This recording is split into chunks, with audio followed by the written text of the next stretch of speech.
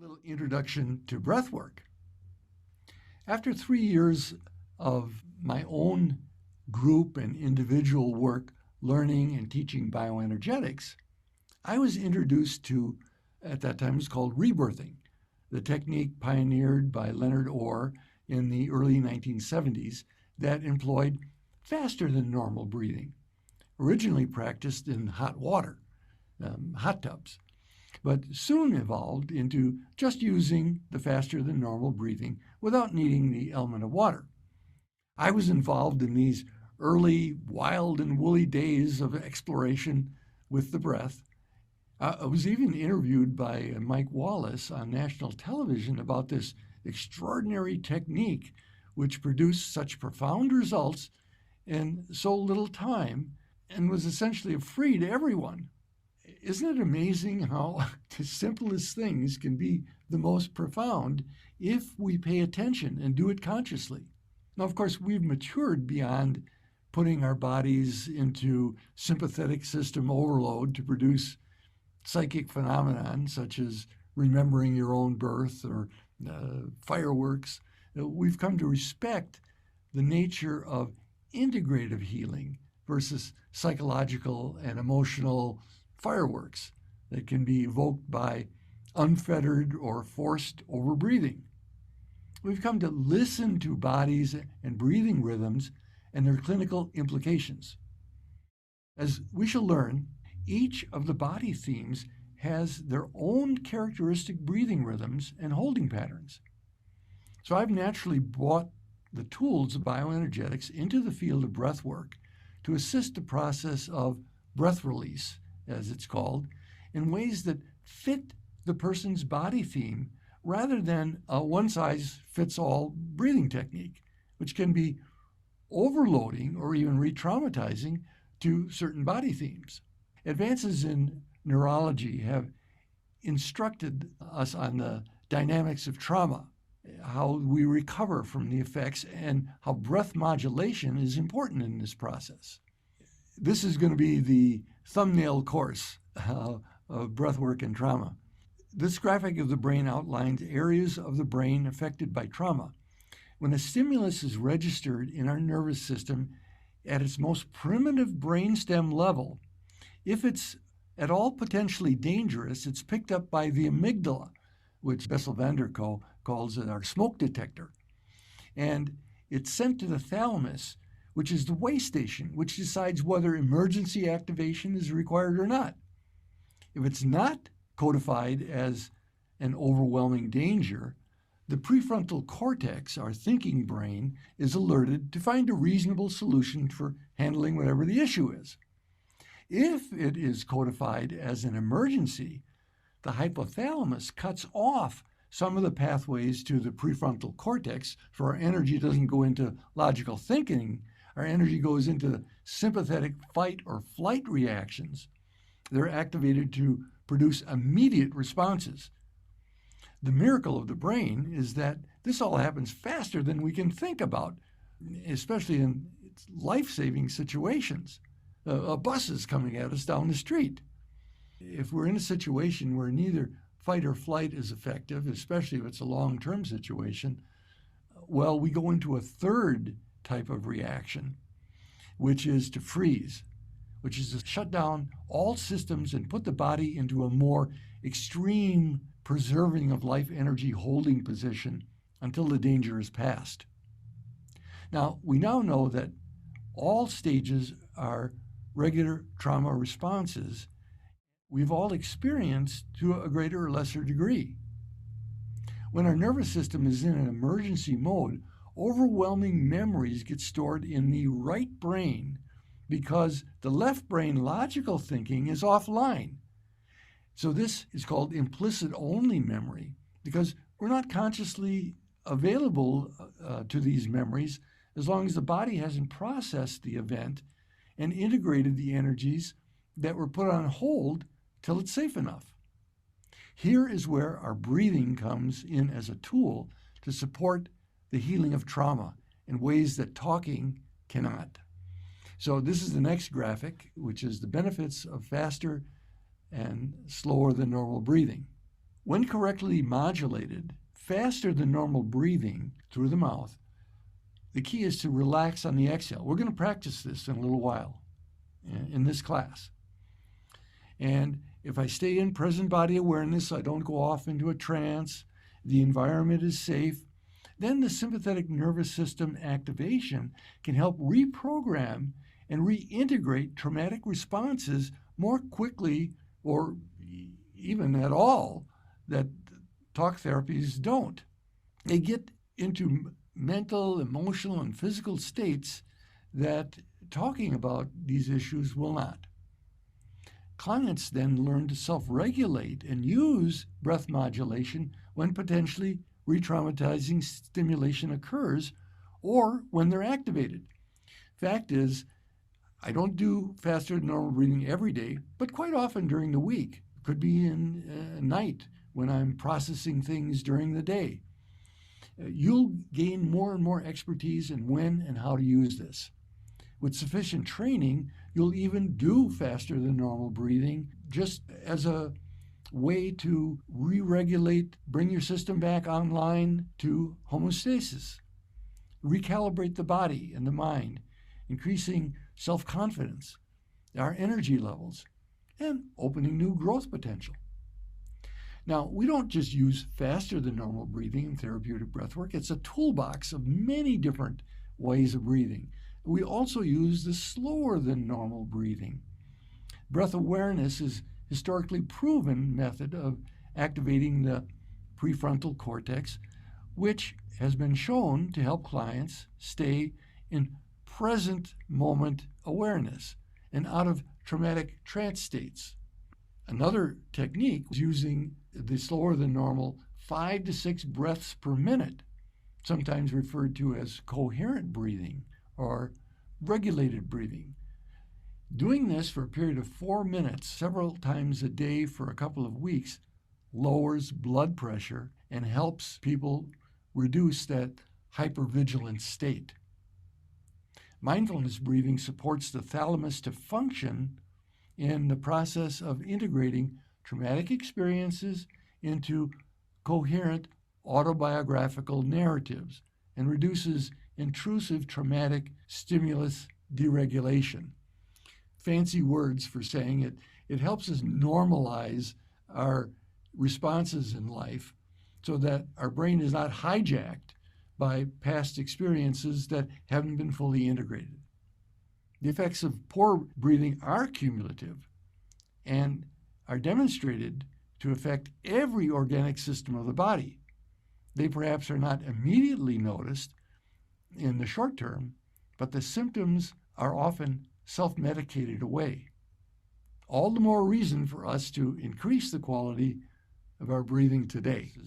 We'll teach 2 basic techniques which you'll be able to adapt into your life immediately and empower your goals of personal effectiveness.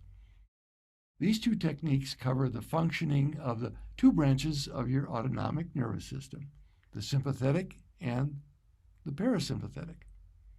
And this will help you deal with high arousal situations, emergency situations, and calming maintenance situations, non-emergency, that you encounter as you engage in everyday work and home life. So let's begin with the maintenance situations, which are hopefully comprise the major portion of your life. And if they do not, let's affirm they will by the end of the course. That is, you're not living from crisis to crisis. Because keeping your physical system in a high arousal state for prolonged periods is debilitating and painful, as attested to by all branches of medicine, Western and Eastern. So let's start with a very simple breath test. Put one hand on your chest and the other hand on your belly, and just breathe normally. And notice the movement in your hands. I know it's hard to breathe normally when you're doing a test, but just as regular as you can, just breathe like you normally would. And just notice your hands.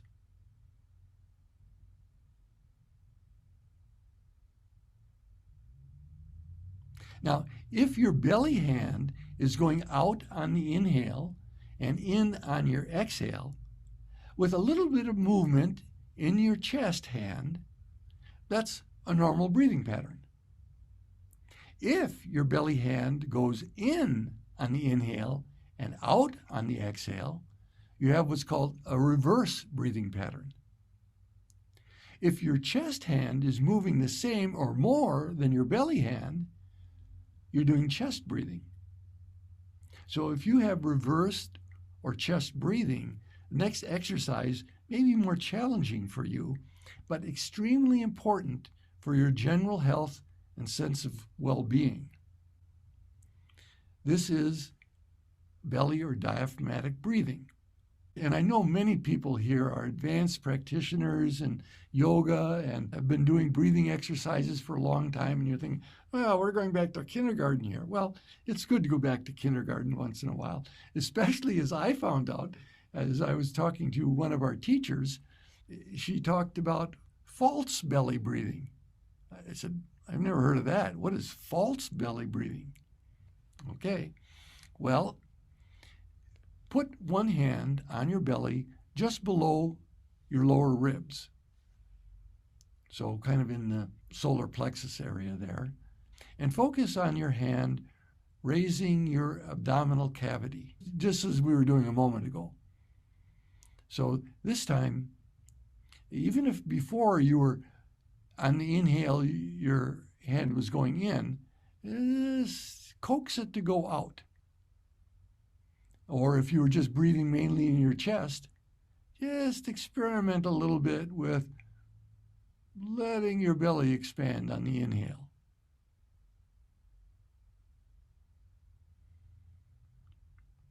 Now, if all you're doing is pumping your abdominal muscles outward while holding your sides and your ribs tight, that is what's called false belly breathing. It reinforces tension in your breathing mechanism. We're not just pumping the abdominal muscles to have the belly go out. We're letting the whole area below the ribs expand a little bit. So the belly is going out, but so does it go to the sides and the ribs expanding a little bit when we take the abdominal breath. Okay, for now, this is the first step to free up frozen breathing. So let go of all other concerns for a moment and just attend to this while you slowly exhale and notice your belly hand lowering. Even if you cannot feel this, begin by imagining it until it starts to happen. All right, now I want you to count the seconds you take for each inhale and the seconds for each exhale.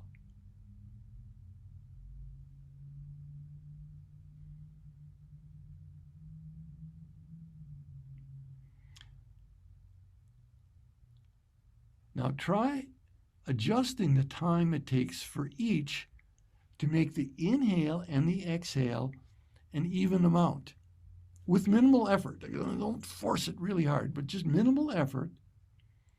See if you can get the inhale and the exhale about the same time, the same count.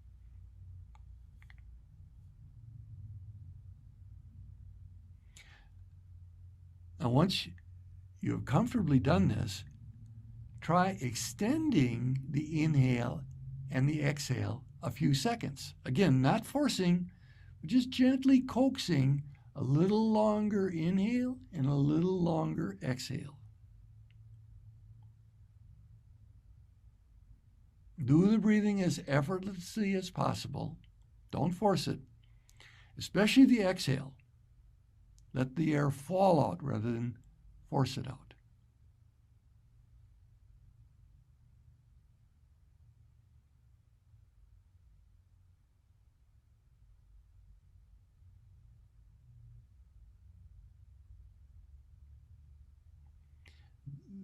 This, again, is known to have a calming sensation. It's a great type of breathing before you go to sleep. I do some of this every night. And at home, you can try the belly breathing while laying on your side, while sitting, while standing, and eventually even moving around in your life. Remind yourself, while you're at work, just put your hand on your belly and let your breath become increasingly natural and effortless. So, abdominal breathing should be practiced and maintained as much as possible in most phases of your life. It will build resources on the cellular level and help you to regulate your physiological systems. It's estimated that 60% of all emergency ambulance transports in the United States have to do with deregulated breathing. I mean, we can go without food and water for periods of time. How long can we go without breathing? Bad breathing habits have been exacerbated and shut down our physical systems over years of chronic holding and tension, then come to a point where, boom, I'm feeling like I can't breathe at all. Proper breathing can help the system of the body functioning in harmony, signal us about imbalances in our energy, and help us correct them, and thereby be a perfect companion en route to our health and happiness. Connected breathing. The second technique is to help deal with high arousal, more emergency situations. It will take us safely into mildly altered states controlled by you, but empowering you to more breath awareness and mastery. This is called connected breathing. And this exercise takes us into the, as I say, mild fight, flight, sympathetic nervous system reactions and helps us stay centered even in the state of a little higher arousal. This technique, if used for an extended period, say 30 to 60 minutes, should ordinarily be practiced with a trained breathworker in the beginning until there's enough comfort has been achieved to do it on your own. Now, it's not dangerous. You're not going to permanently harm yourself or even temporarily harm yourself, but it'll be much more effective with coaching if you're going to extend it into longer periods and learn what we call therapeutic breathwork. But we're going to do a little brief introduction today. So if your body were a garden hose with the water representing the air going through it, we're going to turn up the faucet a little bit more to let a greater flow of water through. And this is going to flush out any blocks, the free flow of energy essential to the joy of life. So it's like a cartoon.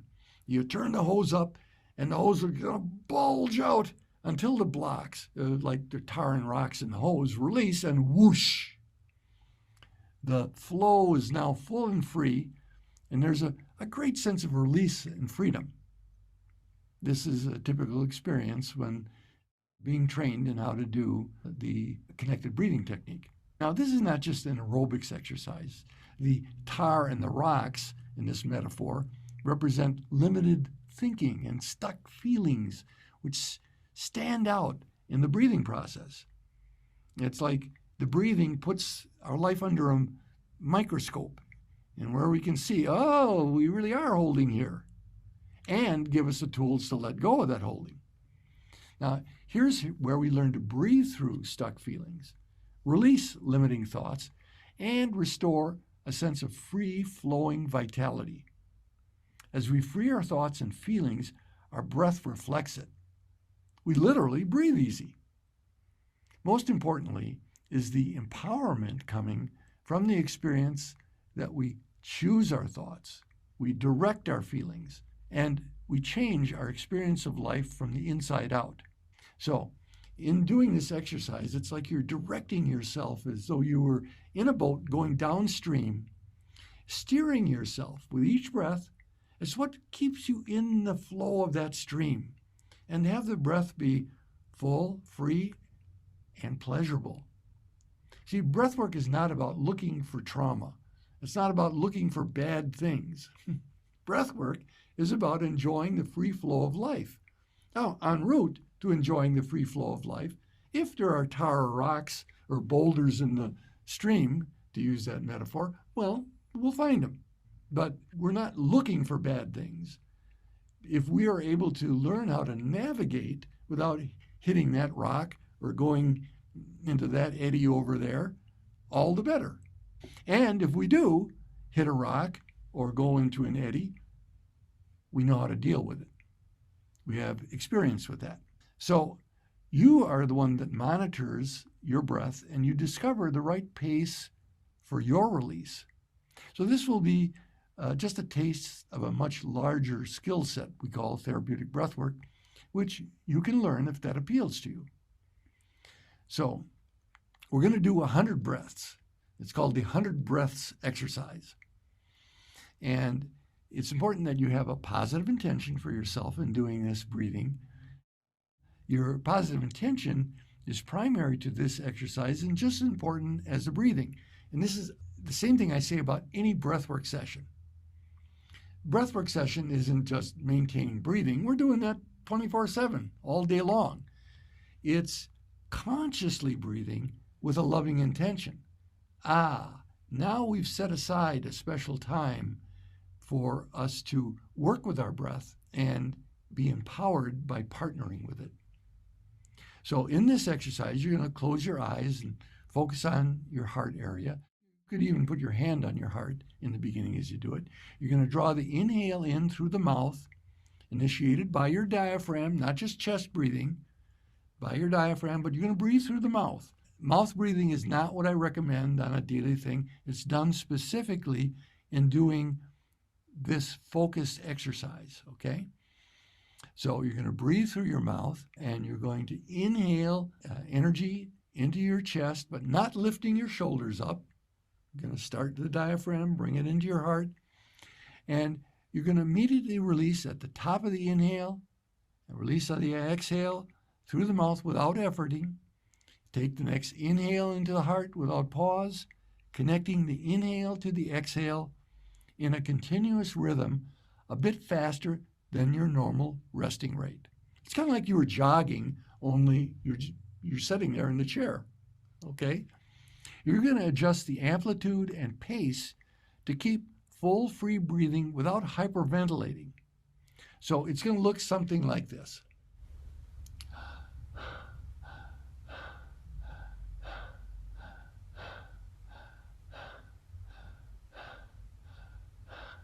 Now you notice I'm relaxing on the exhale. I'm not going like this. That's the sure way to hyperventilate, okay? This is not what we're doing. We're relaxing on the exhale, but we're not pausing. We're not taking an inhale, pausing, and then an exhale. No, it's like...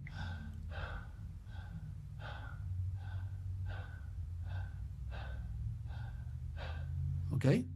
In the process, you'll release negative or limiting thoughts, you'll allow feelings to flow, and let the body and voice move to accommodate this. We're going to take 100 complete inhales and exhales in this manner, watching our energy movements with compassion. Now you can play with this energy movement by breathing, say, into a stuck place in your body, or letting your feelings flow as you breathe, not tightening up and holding it back. Or if your mind is troubling you with some repressive thoughts, just let it go and breathe into a higher thought. These are all things that you can do and you'll get more expertise on. In this initial 100 breath exercise, you probably aren't going to do certainly not all that stuff, or maybe even any of it. Just maintaining the 100 breaths will be perfect for tonight, okay? But trusting the spirit of breath is eminent in all of this. After we take 100 breaths, we're going to take a deep sigh and then just go inside and feel the energy flow. Just notice the sense of energy in your body. Now, I've said a lot of stuff here. Here's the short form of the instructions for the exercise we're going to do. Number 1, keep connected breathing, inhale to exhale. Number 2, adjust your inhale and exhale for ease and fullness. So as you do this, you're going to go through, I call a mini therapeutic breathwork cycle. And that is There's an initial period where you start, oh, how does this breathing work here? How am I doing this? Everyone says, am I doing this right? It's their mind. And this is just like a longer breathwork session. There's always an initial period of adjusting. Then there's a buildup of energy. Energy starts to move around, and things can happen physically, mentally, emotionally, whatever it is. And then a letting down and an integration period. You're returning your breath and your mind to equilibrium. Now, if you begin to get dizzy, tingle, or show signs of hyperventilation, slow down your pace and relax on your exhale. And if these symptoms don't abate, stop the rapid breathing then, all right? Everyone is monitoring themselves here, okay? So we're going to take 100 connected breaths together. And it's important that you go at your own pace. I'm going to do this exercise with you, but you may go faster or slower or the same as me. Probably don't try to go too much faster than I am, okay? At the end of your 100 breaths, take a deep sigh and just feel the state of your body. Okay? Get yourself in a comfortable position now. You can let your eyes close if you're comfortable with that so you can feel your breath. And you'll keep count yourself. I'm going to count for 100 breaths and a deep sigh and relax when you reach 100. Let's do this together.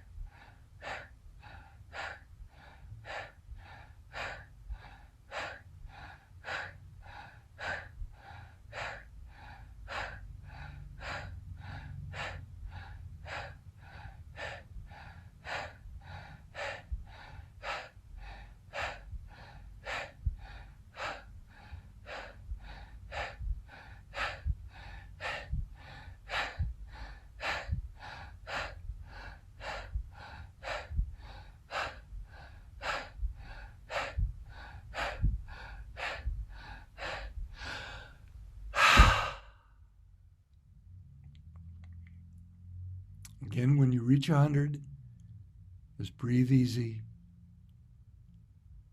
and feel the flow of your body energy. You can see how my voice has changed.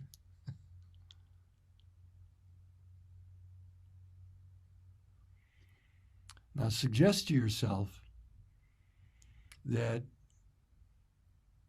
you have the freedom to experiment with oxygenating your system, with increasing your energy flow, and finding stores of aliveness and freedom in your life as your birthright, and something that we are going to play with and find what's right for you and expand upon that in our work together. So the skill involved in this exercise is to energize and acclimate your body to higher energy levels, to releasing any mental, emotional, or physical holding patterns. Now you can practice and learn to go through this cycle on your own.